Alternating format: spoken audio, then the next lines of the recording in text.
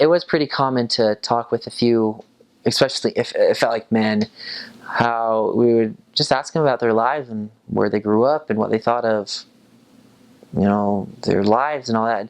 It got to the topic of the Soviet Union. There would be a ton of people that would say, I wish that the Soviet Union was still around, just because they were promised a home, a job, more money that they were receiving now.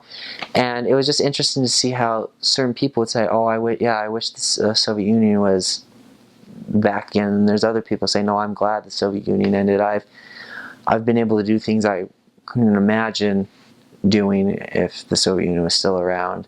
And so I think also religion has played an interesting role because of the Soviet Union, just because, as far as I'm concerned, like, religion was frowned upon during the Soviet Union. And so then after the fall, you have all these churches coming back and all these people, there's spiritual revival. And so it's really interesting to see that these people are very spiritual, but I think a lot of them too are like to keep it to themselves because of the whole Soviet Union thing, that someone's watching you or someone is expecting you not to go to church or to be a spiritual person, that you're supposed to be just like everyone else.